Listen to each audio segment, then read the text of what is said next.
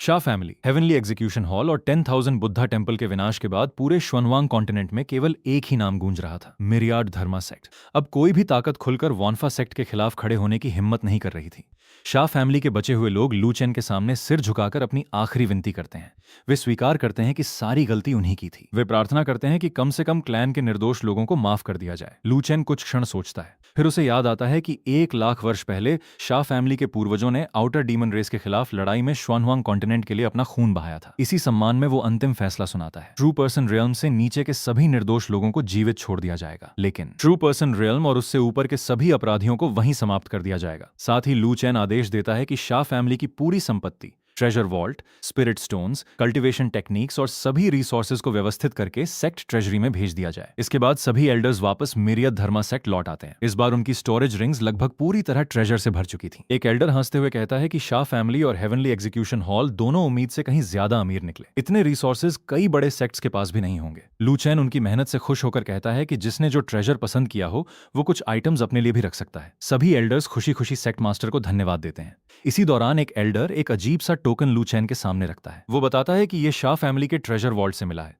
लेकिन कोई भी इसकी असली पहचान नहीं कर पाया। लू चेन तुरंत सिस्टम को स्कैन करने का आदेश देता है। कुछ ही क्षणों बाद सिस्टम की आवाज सुनाई देती है, एसेंशन टोकन डिटेक्टेड। सिस्टम बताता है कि ये वही टोकन है जिसकी मदद से कल्टीवेटर्स भविष्य में एसेंशन पाथ में प्रवेश करते हैं। लेकिन इसके बाद जो सच सामने आता है उसे सुनकर लू चेन भी चौंक जाता है। सिस्टम बताता है कि ये एसेंशन पाथ वास्तव में अपर रियल्म की एक बड़ी साजिश है। ऊपरी दुनिया की कई इमॉर्टल फोर्सेज नहीं चाहती कि लोअर रियल्म से बहुत ज्यादा लोग इमॉर्टल बने, इसलिए एसेंशन पाथ का उपयोग लोअर रियल्म की लक और फॉर्चून छीनने के लिए किया जाता है। ये सुनकर लू चेन की आंखों में ठंडी चमक आ जाती है। वो शांत स्वर में कहता है, अगर भविष्य में मैं इमॉर्टल रियल्म पहुंचा तो सबसे पहले इस पूरी व्यवस्था को तोड़ दूंगा। फिलहाल वो असेंशन टोकन अपने पास सुरक्षित रख लेता है। इसके बाद वो सभी एल्डर्स को आराम करने का आदेश देता है। साथ ही याद दिलाता है कि केवल 3 दिन बाद मिरियड धर्मा सेक्ट का पहला ग्रैंड सेक्ट कंपटीशन शुरू होने वाला है। उसी समय सिस्टम फिर सक्रिय हो जाता है। Mission complete. Shah family, heavenly execution hall और 10,000 बुद्धा टेम्पल को नष्ट करने का रिवॉर्ड मिल चुका था। लू चेन तुरंत सुपर गिफ्ट पैक खोलता है। इस बार सिस्टम उसे कई बड़े रिवॉर्ड्स देता है। एक tier 3 sect construction card, 5 supreme spirit wines, training tower की 2nd floor authority, 4 purple rank summon cards, 10 red rank summon cards और एक बेहद दुर्लभ realm advancement card. Lu Chen मुस्कुराकर कहता है कि इस बार सिस्टम ने सचमुच शानदार रिवॉर्ड्स दिए हैं। वो बिना देर किए सभी रिवॉर्ड्स इस्तेमाल करना शुरू कर देता है। सबसे पहले ट्रेनिंग टावर का दूसरा फ्लोर अनलॉक किया जाता है। इसके बाद tier 3 sect construction card activate होती है। 5 सुप्रीम स्पिरिट वाइन्स भी सेक्ट के नीचे स्थापित कर दी जाती हैं। अचानक पूरा मिरियाद धार्मा सेक्ट जोर से कांपने लगता है। पहाड़ और ऊंचे होने लगते हैं। नई पीक्स प्रकट होने लगती हैं। सेक्ट का क्षेत्र कई गुना बड़ा हो जाता है। पूरे आसमान में स्पिरिचुअल शी का घना समुद्र उमड़ पड़ता है। सभी डिसाइपल घबरा जाते हैं, लेकिन एल्डर्स उन्हें शांत करते हुए कहते हैं कि सेक्ट लीडर फिर से सेक्ट को अपग्रेड कर रहे हैं। कुछ ही देर में पूरा सेक्ट पहले से बिल्कुल अलग दिखाई देने लगता है। हर जगह स्पिरिचुअल शी पहले से कई गुना अधिक हो चुकी थी। कई डिसाइपल उसी समय ब्रेक थ्रू कर लेते हैं। सब लोग सेक्ट लीडर की शक्ति देखकर दंग रह जाते हैं। इसके बाद लू चेन रियल्म एडवांसमेंट कार्ड का उपयोग करता है। उसके शरीर से निकलने वाली ऑरा पहले से कहीं अधिक भयानक हो जाती है। अब वो केवल ग्रेट एम्परर नहीं, बल्कि ग्रेट एम्परर रियल्म के भीतर भी लगभग अजेय बन चुका था। सिस्टम पुष्टि करता है कि अब सामान्य पीक ग्रेट एम्परर भी उसके सामने टिक नहीं पाएगा। इसके बाद लू चेन सभी 10 रेड समन कार्ड्स और 4 पर्पल समन कार्ड्स एक्टिवेट करता है। पूरा सेक्ट फिर से तेज रोशनी में डूब जाता है। कुछ ही क्षणों में 14 नए सुप्रीम एक्सपर्ट्स प्रकट होते हैं। चारों पर्पल एक्सपर्ट्स स्वयं ग्रेट एम्परर थे। बाकी 10 red experts peak quasi emperor थे। सभी एक साथ लू चेन के सामने झुककर प्रणाम करते हैं। लू चेन संतुष्ट होकर उन्हें नई जिम्मेदारियां सौंपता है। सेक्ट में अब 8 नई पीक्स बनाई जाती हैं। लिंगशु फीमेल एम्परर को लिंगशु पीक का पीक मास्टर बनाया जाता है। ये पीक केवल फीमेल डिसाइपल्स की कल्टीवेशन के लिए होगी। लोन डस्ट सॉर्ड एम्परर को वेंजियान पीक की जिम्मेदारी मिलती है। लाइक्योंग ब्लेड एम्परर को ब्लेड पीक का पीक मास्टर बनाया जाता है। हुआंगू ग्रेट एम्परर को बॉडी रिफाइनमेंट पीक सौंपा जाता है। बाकी नई पीक्स फिलहाल खाली रखी जाती हैं। हर नए पीक मास्टर के साथ 3-3 क्वाजी एम्परर एल्डर्स भी नियुक्त किए जाते हैं। इसके बाद लू चेन रॉक्सी को आदेश देता है कि ट्रेनिंग टावर की दूसरी मंजिल तुरंत खोल दी जाए। अब डोंगशू रियल्म और उससे ऊपर के सभी डिसाइपल उसमें प्रवेश कर सकेंगे। उस मंजिल में समय का प्रवाह 1-200 होगा, यानी बाहर का एक दिन अंदर लगभग 200 दिनों के बराबर होगा। साथ ही कंपटीशन से पहले सभी डिसाइपल के कंट्रीब्यूशन पॉइंट्स भी दोगुने कर दिए जाते हैं। पूरे सेक्ट में उत्साह की लहर दौड़ जाती है। हर कोई कंपटीशन की तैयारी में जुट जाता है। उधर सेंट्रल प्रोविंस में एक रहस्यमयी बूढ़ा व्यक्ति दूर बैठा ये सब महसूस कर रहा था। वो समझ चुका था कि अब मिरियड धार्मा सेक्ट से दुश्मनी करना आत्महत्या के बराबर है। वो अपने सबसे भरोसेमंद एल्डर लियूबाई को बुलाता है और आदेश देता है, तुरंत मिरियाद धर्मा सेक्ट जाओ, लेकिन इस बार खाली हाथ मत जाना। सबसे कीमती उपहार लेकर जाना। अब पहली बार सेंट्रल प्रोविंस की महान शक्तियां वॉन्फा सेक्ट से लड़ने नहीं बल्कि उससे संबंध बनाने के बारे में सोचने लगी थी। ग्रैंड सेक्ट कंपटीशन शुरू होने में अब केवल 3 दिन बचे थे। पूरा मिरियत धर्मा सेक्ट पहले से कहीं ज्यादा उत्साहित था। हर डिसाइपल अपनी कल्टीवेशन बढ़ाने में लगा हुआ था, जबकि लू चेन लगातार सेक्ट के भविष्य की योजनाएं तैयार कर रहा था। उधर सेंट्रल प्रोविंस में कई बड़ी शक्तियां भी वॉन्फा सेक्ट की ताकत देखकर अपना रवैया बदल चुकी थी। एक प्राचीन एंसेस्टर अपने 2 सबसे भरोसेमंद एक्सपर्ट्स, सॉर्ड मास्टर और सॉर्ड फैनेटिक, को बुलाता है। वो आदेश देता है कि वे टियानबाओ पवेलियन मास्टर को साथ लेकर स्वयं मिरियाद धर्मा सेक्ट जाएं। वो साफ कहता है कि अब वानफा सेक्ट से दुश्मनी नहीं, बल्कि अच्छे संबंध बनाना ही सबसे बुद्धिमानी होगी। उधर उसी शक्ति के ग्रैंड एल्डर पूरी लाइब्रेरी खंगाल डालते हैं, लेकिन लाखों साल पुराने रिकॉर्ड्स में भी उन्हें मिरियाद धर्मा सेक्ट का कोई उल्लेख नहीं मिलता। उन्हें समझ ही नहीं आता कि इतनी शक्तिशाली सेक्ट अचानक कहां से आ गई। आखिर 5 ग्रेट एम्परर और दर्जनों क्वाजी एम्परर बिना किसी विशाल फाउंडेशन के पैदा नहीं हो सकते। इसलिए एंसेस्टर फैसला करता है कि सेंटेस, ग्रैंड एल्डर और एक प्रतिनिधिमंडल स्वयं वॉन्फा सेक्ट जाकर सम्मानपूर्वक मुलाकात करेगा। उधर मिरियाद धर्मा सेक्ट में एक छोटी सी लड़की आखिरकार लंबे समय की सिक्लूडेड कल्टीवेशन से बाहर आती है। बाहर निकलते ही वो सेक्ट के बाहर बने विशाल वानफा सिटी को देखकर हैरान रह जाती है। वो तुरंत लूचेन के पास पहुंचती है और मासूमियत से कहती है कि वो बाहर जाकर शहर घूमना चाहती है। लेकिन लूचेन मुस्कुराकर उसे याद दिलाता है कि अगले ही दिन ग्रैंड सेक्ट कंपटीशन शुरू होने वाला है। एक सीनियर डिसाइपल होने के नाते उसे भी कंपटीशन में हिस्सा लेना होगा। लड़की मुंह फुलाकर बार बार जिद करने लगती है। आखिर लूचेन हंस पड़ता है। वो हुआ रॉक्सी को बुलाकर आदेश देता है कि वो उसे 2-3 घंटे के लिए वॉन्फा सिटी घुमा लाए, लेकिन ध्यान रहे कि वो कोई शरारत न करे। रॉक्सी तुरंत आदेश स्वीकार कर लेती है। रास्ते में छोटी लड़की पहली बार रॉक्सी से मिलती है। रॉक्सी अपना परिचय देते हुए बताती है कि वो सेक्ट मास्टर की पर्सनल मेड है। छोटी लड़की खुशी से उसे सिस्टर रॉक्सी कहकर बुलाने लगती है। उसी समय 100 फ्लावर्स वैली के लोग भी वॉन्फा सिटी पहुंचते हैं। सिटी लॉर्ड्स मैंशन का एल्डर उनका स्वागत करता है और पूरे शहर का भ्रमण करवाने लगता है। वैली मास्टर मुस्कुराकर छोटी लड़की का परिचय देती है। वो बताती है कि ये कोई साधारण बच्ची नहीं, बल्कि मिरियाद धर्मा सेक्ट की सबसे वरिष्ठ डायरेक्ट डिसाइपल है। ये सुनकर सभी एल्डर हैरान रह जाते हैं। इतनी छोटी उम्र, और कल्टीवेशन पहले ही जीफू रियल्म पीक तक पहुंच चुकी थी। शहर घूमते घूमते रॉक्सी को पता चलता है कि आज टियानबाओ पवेलियन में पहली ग्रैंड ऑक्शन होने वाली है। सिटी लॉर्ड्स मैंशन के पास विशेष इन्विटेशन भी था। छोटी लड़की तुरंत ऑक्शन देखने की जिद करने लगती है। रॉक्सी उसे लेकर सीधे टियानबाओ पवेलियन पहुंच जाती है। ऑक्शन हॉल लोगों से पूरी तरह भरा हुआ था। पवेलियन मास्टर सभी मेहमानों का स्वागत करता है और घोषणा करता है कि वॉन्फा सिटी में आयोजित ये पहली ग्रैंड ऑक्शन है। साथ ही वो विश्वास दिलाता है कि वॉन्फा सिटी के अंदर किसी भी बायर की सुरक्षा की पूरी जिम्मेदारी टियानबाओ पवेलियन और मिरियाद धर्मा सेक्ट की होगी। इसके बाद ऑक्शन शुरू होती है। पहला ट्रेजर था एक ancient mistake crystal Z pendant. ये मन को शांत रखता था और कल्टीवेशन के दौरान स्पिरिचुअल एनर्जी को स्थिर करता था। कई लोग बोली लगाने लगते हैं। आखिरकार पेंडेंट ऊंची कीमत पर बिक जाता है। छोटी लड़की हैरानी से पूछती है कि लोग इतनी साधारण चीज पर इतना पैसा क्यों खर्च कर रहे हैं। रॉक्सी मुस्कुराकर समझाती है कि अधिकांश कल्टीवेटर्स के रिसोर्सेज सीमित होते हैं। वे हर ट्रेजर नहीं खरीद सकते, इसलिए उन्हें अपने लिए सबसे उपयोगी चीज चुननी पड़ती है। इसके बाद दूसरा बड़ा ट्रेजर सामने आता है, एक टूटा हुआ लेकिन कभी बेहद प्रसिद्ध वॉइड शैटरिंग ब्लेड। हालांकि वो होली आर्टिफैक्ट टूट चुका था, फिर भी अपनी लगभग 60% शक्ति बचाए हुए था। पूरा ऑक्शन हॉल उत्साह से भर उठता है। बोली तेजी से बढ़ने लगती है। आखिरकार रॉक्सी भी बोली लगा देती है। छोटी लड़की हैरानी से पूछती है कि टूटी हुई तलवार खरीदने का क्या फायदा। रॉक्सी मुस्कुराकर बताती है कि सेक्ट का चीफ रिफाइनर इसे आसानी से रिपेयर कर सकता है, फिर वो ये तलवार 100 फ्लावर्स वैली को गिफ्ट करेगी। आखिरकार रॉक्सी सबसे ऊंची बोली लगाकर वॉइड शैटरिंग ब्लेड खरीद लेती है। इसके बाद अगला ट्रेजर लाया जाता है, एक रहस्यमयी रफ स्टोन। ऑक्शनियर बताता है कि यह सदर्न रीजन से मिला है। इसके अंदर लाइफ ऑरा महसूस हो रही है। ये किसी साधारण डीमन बीस्ट का एग भी हो सकता है, या फिर किसी बेहद शक्तिशाली डीमन किंग का। छोटी लड़की उसे देखते ही जिद करने लगती है। वो बार बार कहती है कि उसे वही एग चाहिए। रॉक्सी पहले मना करती है क्योंकि कीमत बहुत ज्यादा थी, लेकिन छोटी लड़की अपने स्टोरेज रिंग से ढेर सारे स्पिरिट फ्रूट्स, स्नैक्स और दुर्लभ खाने की चीजें निकाल कर कहती है, अगर स्पिरिट स्टोन्स कम पड़े तो ये सब भी बेच देना। रॉक्सी उसकी मासूमियत देखकर हंस पड़ती है। वो तुरंत ऑक्शन में बोली लगाती है। उधर एक शक्तिशाली फोर्स डाकी डायनेस्टी भी उसी रफ स्टोन पर नजर रखे हुए थी। दोनों के बीच बोली लगातार बढ़ती जाती है। 10 मिलियन, 15 मिलियन, 20 मिलियन। आखिरकार रॉक्सी 30 मिलियन स्पिरिट स्टोन्स की बोली लगा देती है। पूरा ऑक्शन हॉल सन्न रह जाता है। डाकी डायनेस्टी का प्रतिनिधि गुस्से में धमकी देता है कि वॉन्फा सिटी के बाहर निकलने के बाद इस ट्रेजर को बचाकर दिखाना, लेकिन रॉक्सी बिना डरे जवाब देती है, अगर डाकी डायनेस्टी मौत से नहीं डरती तो कोशिश करके देख सकती है। आखिरकार rough stone 30 million spirit stones में रॉक्सी के नाम हो जाता है। ऑक्शन आगे बढ़ती है। इसके बाद एक सेज टेक्निक जेड स्लिप और अंत में एक ग्रेट सेज केव मैप भी नीलाम किया जाता है। रॉक्सी इस बार बोली नहीं लगाती, लेकिन डाकी डायनेस्टी के लोग चुपचाप बॉक्स नंबर 1 पर नजर रखते रहते हैं। ऑक्शन खत्म होते ही उनका प्रिंस अपने गार्ड्स को गुप्त आदेश देता है, शहर के बाहर निकलते ही बॉक्स नंबर 1 वाले लोगों को मार देना। लेकिन तभी उसका एक एडवाइजर उसे रोकता है। वो धीमी आवाज में याद दिलाता है। वो औरत मिरियत धर्मा सेक्ट के सेक्ट मास्टर की पर्सनल मेड है और उसके साथ जो छोटी लड़की है वो सेक्ट मास्टर की सबसे प्यारी डायरेक्ट डिसाइपल है। प्रिंस कुछ पल के लिए सोचता है, फिर उसके चेहरे पर एक खतरनाक मुस्कान आ जाती है। वो कहता है, अगर उन्हें मार नहीं सकते तो उस छोटी लड़की को जिंदा पकड़ लाओ। उसे बिल्कुल अंदाजा नहीं था कि उसने पूरे डाकी डायनेस्टी के विनाश की शुरुआत करने वाला आदेश दे दिया है। ऑक्शन खत्म होने के बाद रॉक्सी और छोटी डिसाइपल निंग चिंगचुआन खुशी खुशी मिरियत धर्मा सेक्ट लौटने लगती हैं, लेकिन उन्हें बिल्कुल अंदाजा नहीं था कि डाकी डायनेस्टी के लोग पहले ही उनका पीछा करना शुरू कर चुके थे। उधर डाकी डायनेस्टी के प्रिंस के सामने उसके 2 भरोसेमंद एक्सपर्ट्स खड़े थे। तभी उनमें से एक एल्डर गंभीर आवाज में कहता है, सिर्फ उस छोटी लड़की से मत डरिए, उसके साथ जो छोटा सा बीस्ट है वही असली खतरा है। अगर उसने हमला कर दिया तो मुझे एक पंजे में मार सकता है। प्रिंस ये सुनकर भी अपनी जिद नहीं छोड़ता। उधर दूसरी ओर कई बड़े सेक्ट्स के प्रतिनिधि भी वानफा सेक्ट की ग्रैंड कंपटीशन देखने के लिए निमंत्रण स्वीकार कर चुके थे। एक एल्डर खुश होकर बताता है कि वानफा सेक्ट ने उन्हें स्वयं आमंत्रित किया है, लेकिन तभी वो डाकी डायनेस्टी की हरकतों का जिक्र करता है। वो पूछता है कि क्या उन्हें रॉक्सी की मदद करनी चाहिए। एंसेस्टर मुस्कुराकर सिर हिला देता है। वो कहता है,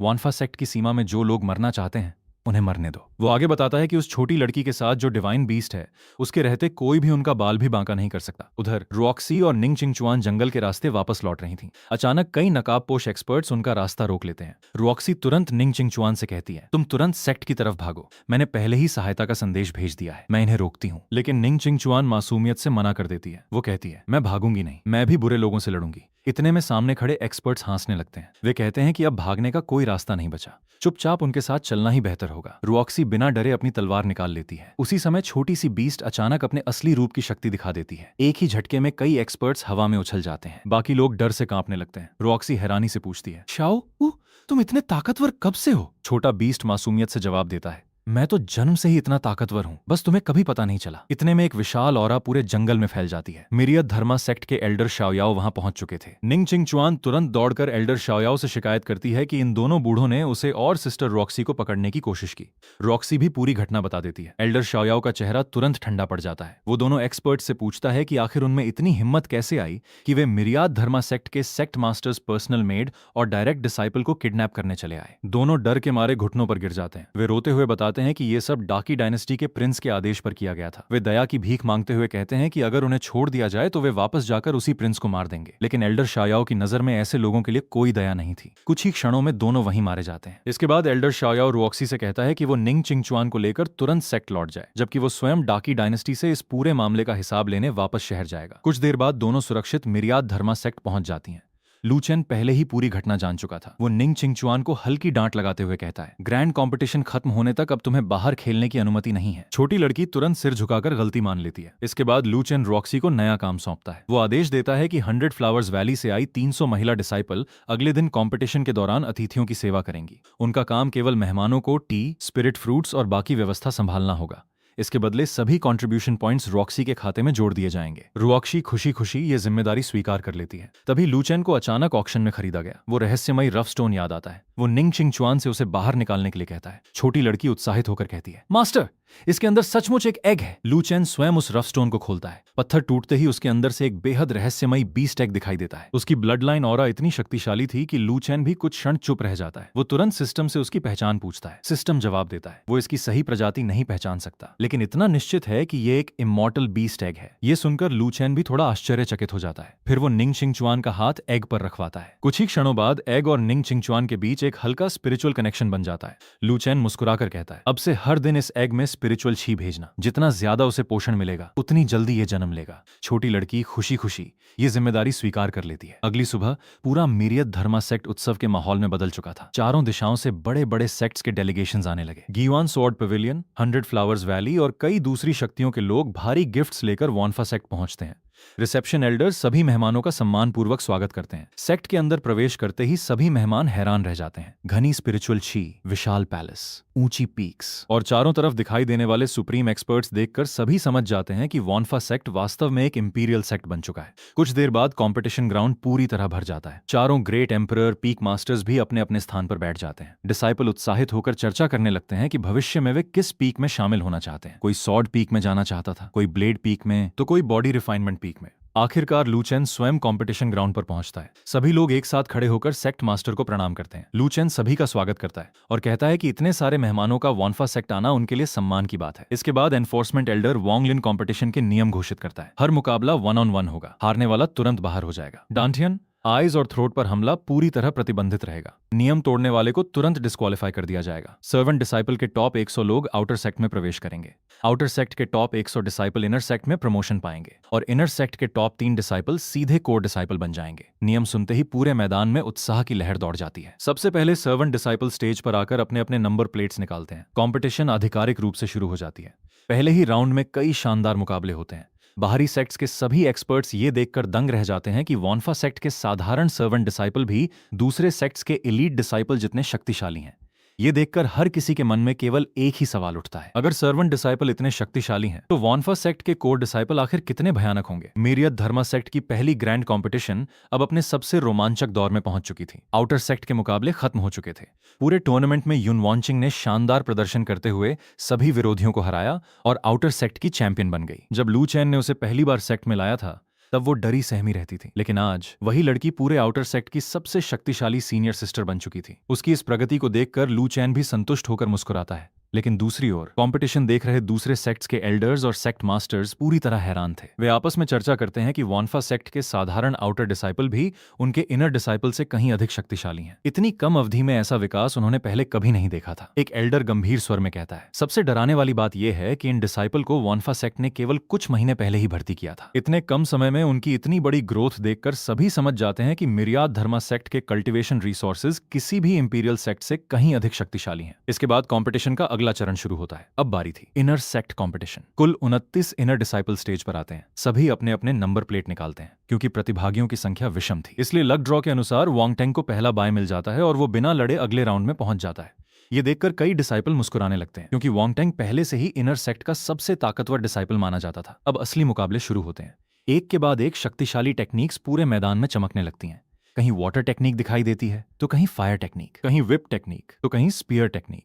लेकिन हर मुकाबले में साफ दिखाई दे रहा था कि वॉन्फा सेक्ट के डिसाइपल केवल कल्टीवेशन में ही नहीं बल्कि बैटल एक्सपीरियंस में भी बेहद आगे निकल चुके हैं। बाहर बैठे ग्युआन सॉर्ड पेविलियन के मास्टर गहरी सांस लेकर कहते हैं, इन इनर डिसाइपल के पास केवल टैलेंट ही नहीं बल्कि लगभग सभी अर्थ ग्रेड कल्टीवेशन टेक्निक भी सीख चुके हैं। पहला राउंड खत्म होने के बाद 15 डिसाइपल अगले चरण के लिए चुने जाते हैं। आधे घंटे के विश्राम के बाद दूसरा राउंड शुरू होता है। इस बार मुकाबले और भी कठिन हो जाते हैं। लिu रुयान, ज़ो लिंगयुए, चेन डॉक्शुआन, सु चांगचिंग, लिन शुएंग, वांगटेंग और बाकी सभी एलीट डिसाइपल एक एक करके स्टेज पर उतरते हैं। हर मुकाबले में नई नई टेक्निक्स देखने को मिलती हैं। कहीं आइस सोल स्पीयर दिखाई देती है तो कहीं थंडर टेक्निक, कहीं ताइची की रहस्यमयी शक्ति तो कहीं तेज सॉर्ड आर्ट्स। दूसरे सेक्ट्स के सभी कल्टिवेटर्स एक पल के लिए भी अपनी नजरें स्टेज से नहीं हटा पा रहे थे। उधर वांगटेंग लगातार अपने विरोधियों को आसानी से हराता हुआ आगे बढ़ता जाता है। उसकी भारी शक्ति के सामने कई डिसाइपल 10 चाल भी पूरी नहीं कर पाते। एक मुकाबले में तो उसका प्रतिद्वंद्वी केवल 10 मूव्स के बाद ही सम्मानपूर्वक हार मान लेता है। दूसरी ओर चेन डॉक्शुआन अपनी रहस्यमयी ताइची दाव से सभी को चौंका देता है। वो विरोधी की ताकत को उसी के खिलाफ इस्तेमाल करता है। कभी फोर्स रिडायरेक्ट करता है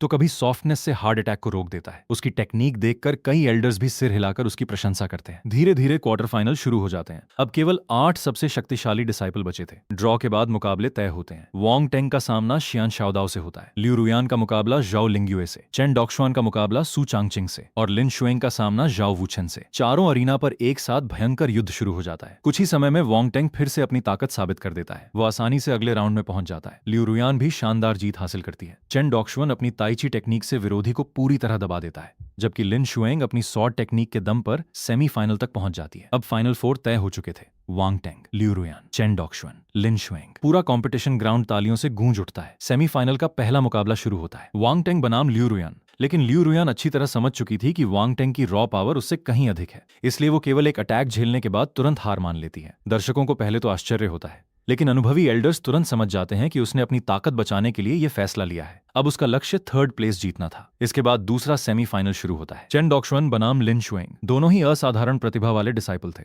चेन डॉक्शुआन अपनी ताइची दाव का उपयोग करता है। वो हर अटैक को बिना ताकत लगाए रीडायरेक्ट कर देता है। दूसरी ओर लिन शुएंग की सॉर्ड टेक्निक बेहद तेज और सटीक थी। कई दर्जन चालों तक दोनों बराबरी से लड़ते रहते हैं। आखिरकार लिन शुएंग अपनी पूरी ताकत से अंतिम सॉर्ड अटैक करती है, लेकिन चेन डॉक्शुआन अपनी ताइची टेक्निक से उस अटैक को भी निष्क्रिय कर देता है। लिन शुएंग सम्मानपूर्वक हार स्वीकार कर लेती है। चेन डॉक्शुआन मुस्कुराकर उसकी तारीफ करता है। वो कहता है कि उसकी सॉर्ड टेक्निक लगभग पूर्ण है, बस फ्लो के साथ चलने की समझ और बढ़ जाएगी तो वो भविष्य में और भी शक्तिशाली बन जाएगी। इसके बाद 3rd प्लेस मैच शुरू होता है। लिu रुयान बनाम लिन शुएंग। इस बार दोनों अपनी असली ताकत दिखाने का फैसला करती हैं। लिu रुयान पहली बार अपना विशेष क्रिस्टल बॉडी एक्टिवेट करती है उसका पूरा शरीर क्रिस्टल की तरह चमकने लगता है। बाहर बैठे कई सेक्ट मास्टर्स तुरंत खड़े हो जाते हैं। वे पहचान लेते हैं कि ये एक अत्यंत दुर्लभ सुप्रीम फिजिक है। दूसरी ओर लिन शुएंग भी अपनी असली शक्ति छिपाती नहीं। वो अपना 9 स्पिरिट सॉर्ड बॉडी एक्टिवेट करती है। पूरे अरीना में सॉर्ड इंटेंट फैल जाता है। आसमान में एक साथ 9 स्पिरिचुअल सॉर्ड्स प्रकट हो जाती हैं। दोनों की भयंकर लड़ाई पूरे मैदान को हिला देती है। क्रिस्टल बॉडी और 9 स्पिरिट सॉर्ड बॉडी, दो महान फिजिक्स पहली बार आमने सामने टकराते हैं। लंबी लड़ाई के बाद लियू रुयान अपनी क्रिस्टल बॉडी की अद्भुत रक्षा शक्ति और रिकवरी के बल पर आखिरकार जीत हासिल कर लेती है। लिन शुएंग मुस्कुराकर हार स्वीकार कर लेती है। वो मानती है कि उसकी हार सॉर्ड टेक्निक की वजह से नहीं, बल्कि दोनों फिजिक के अंतर की वजह से हुई। अब पूरा मैदान शांत हो जाता है, क्योंकि सभी जिस मुकाबले का इंतजार कर रहे थे वो आखिरकार आने वाला था। Grand final. वॉन्ग टेंग बनाम चेन डॉक्शुअन दोनों एक दूसरे की ओर देखते हैं। चेन डॉक्शुअन मुस्कुराकर कहता है, आज हम दोनों अपनी पूरी ताकत से लड़ेंगे और तय करेंगे कि इनर सेक्ट का असली नंबर 1 कौन है। वॉन्ग टेंग भी आत्मविश्वास से सिर हिलाता है। असली फाइनल बैटल अब शुरू होने वाली थी। मुकाबला शुरू होते ही चेन डॉक्शुअन सबसे पहले अपना प्रसिद्ध ताइची दाव इस्तेमाल करता है। उसके दोनों हाथ यिन और यांग की शक्ति के साथ घूमने लगते हैं। पूरे अरीना में ताइची की विशाल ऊर्जा फैल जाती है, लेकिन वॉन्ग टेंग शांत खड़ा रहता है। अचानक वो गरजता है, स्टार बैटल बॉडी एक्टिवेट। अगले ही पल उसके पूरे शरीर पर सितारों जैसी चमक फैल जाती है। उसकी ऑरा कई गुना बढ़ जाती है। पूरा मैदान हैरानी से भर उठता है। एक एल्डर तुरंत पहचान लेता है, ये था दुर्लभ स्टार बैटल बॉडी। कहा जाता है कि ये फिजिक डिवाइन वेपन्स का सामना कर सकता है और सीधे स्टार्स की शक्ति अपने शरीर में खींच लेता है। बाहर बैठे सभी सेक्ट मास्टर्स गहरी सांस लेते हैं। वे हैरान थे कि वॉन्फा सेक्ट के इनर डिसाइपल के पास भी इतनी भयानक सुप्रीम फिजिक मौजूद है। इसके बाद वॉन्ग टेंग बिना समय गंवाए अपना सबसे शक्तिशाली पंच चलाता है, स्टार सेटिंग सन पंच। चेन डॉक्शुअन तुरंत ताइची से उसकी शक्ति मोड़ने की कोशिश करता है, लेकिन इस बार वॉन्ग टेंग की रॉ पावर इतनी ज्यादा थी कि ताइची भी उसे पूरी तरह रोक नहीं पाती।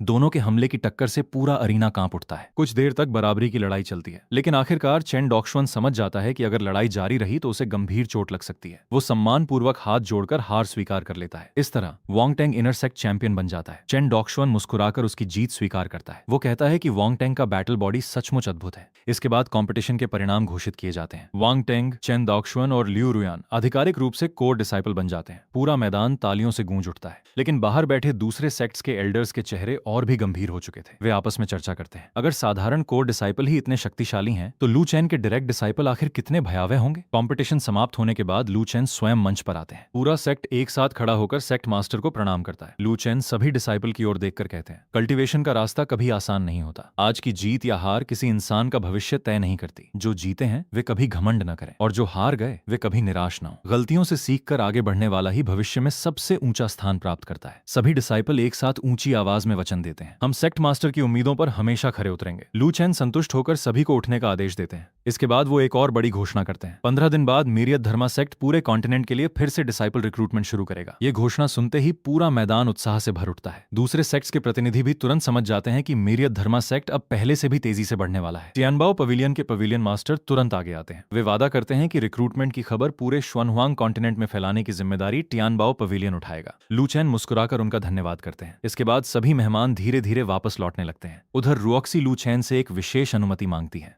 वो चाहती थी कि 100 फ्लावर्स वैली की लड़कियां कंपटीशन के दौरान कमाए हुए कंट्रीब्यूशन पॉइंट्स का उपयोग करके एक बार एवोल्यूशन पूल में प्रवेश कर सकें। लू चेन कुछ पल सोचते हैं, फिर अनुमति दे देते हैं, लेकिन साथ ही साफ कह देते हैं, ये केवल एक बार के लिए होगा, अगली बार कोई विशेष छूट नहीं मिलेगी। रुऑक्सी खुशी खुशी सेक्ट मास्टर का धन्यवाद करती है। कंपटीशन समाप्त होते ही रिक्रूटमेंट की खबर पूरे कॉन्टिनेंट में आग की तरह फैल जाती है। हर शहर, हर किंगडम, हर सेक्ट में केवल इसी की चर्चा होने लगती है। अनगिनत परिवार अपने बच्चों को वॉन्फा सेक्ट भेजने की तैयारी शुरू कर देते हैं। कई लोग कहते हैं, अगर उनका बच्चा वॉन्फा सेक्ट में प्रवेश कर गया तो पूरे परिवार की किस्मत बदल जाएगी। उधर सेंट्रल प्रोविंस में एक रहस्यमयी शक्ति का दूत आखिरकार अपने एंसेस्टर्स के सामने लौटता है। वो मारियत धर्मा सेक्ट में देखी हर बात विस्तार से बताता है। वो कहता है, वहां स्पिरिचुअल छी इतनी घनी है कि लगभग लिक्विड बन चुकी है। सबसे कमजोर एल्डर भी सैंड किंग रियल्म का है।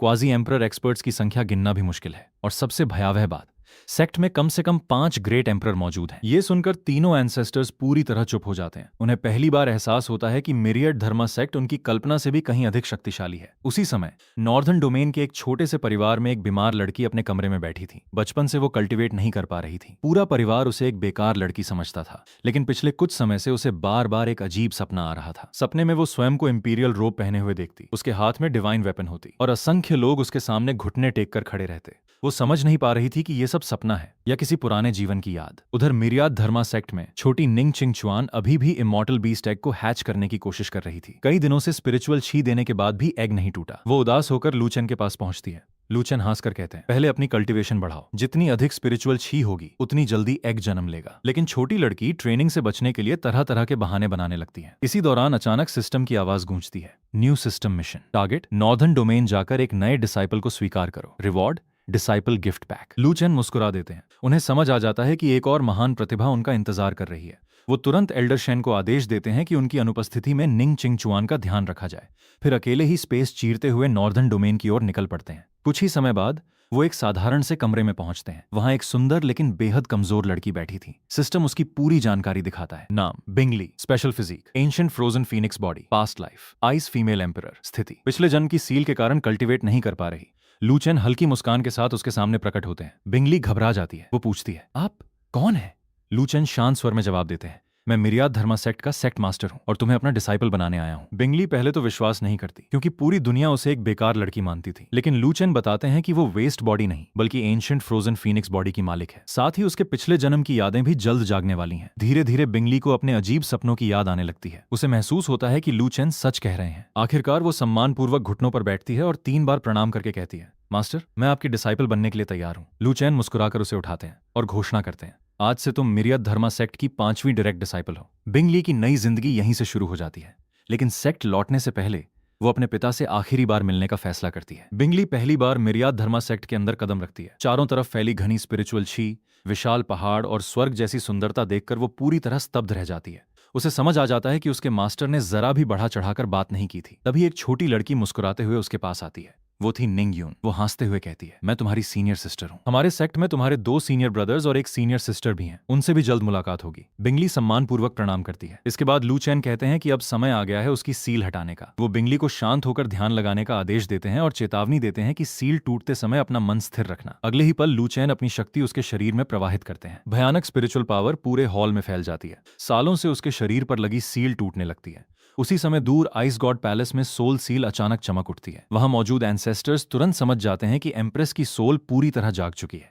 वे तुरंत ईस्टर्न डोमेन की ओर रवाना हो जाते हैं। इधर बिंगली की सील पूरी तरह हट जाती है। उसका एंशिएंट फ्रोजन फीनिक्स बॉडी आखिरकार पूरी तरह जाग उठता है। वो अपने शरीर में पहले कभी महसूस न की गई शक्ति का अनुभव करती है। लेकिन उसके मन में एक चिंता भी थी। वो लू चेन से पूछती है, मास्टर, आइस गॉड पैलेस का क्या होगा? लू चेन मुस्कुराकर कहते हैं, चिंता मत करो, आइस गॉड पैलेस अभी भी नॉर्दर्न डोमेन की सबसे शक्तिशाली शक्ति है। फिर वो बिंगली को समझाते हैं कि पिछले जन्म की अधूरी टेक्निक दोबारा कभी मत अपनाना। इस जीवन में वो उससे कहीं बेहतर कल्टीवेशन टेक्निक सीखेगी। इसके बाद रॉक्सी, बिंगली और निंग चिंगचुआन को टेक्निक हॉल लेकर जाती है। हॉल के अंदर पहुंचते ही बिंगली पूरी तरह स्तब्ध रह जाती है। आसमान में अनगिनत प्रकाश के गोले तैर रहे थे। हर गोले के अंदर एक शक्तिशाली कल्टीवेशन टेक्निक मौजूद थी। उसे जल्द ही इमॉर्टल ग्रेड टेक्निक 9 नेदराइज फीनिक्स आर्ट मिल जाती है। इसके साथ ही उसे कोल्ड मून सॉर्ड कोडेक्स भी प्राप्त होता है। बिंगली समझ जाती है कि उसके पिछले जन्म की सबसे शक्तिशाली टेक्निक भी इनके सामने कुछ नहीं थी। वो मन ही मन प्रण लेती है कि इस जीवन में वो पहले से भी ऊंची मंजिल तक पहुंचेगी। उसी समय आइस गॉड पैलेस की 2 एंसेस्टर्स आखिरकार मिरियाद धर्मा सेक्ट पहुंच जाती हैं।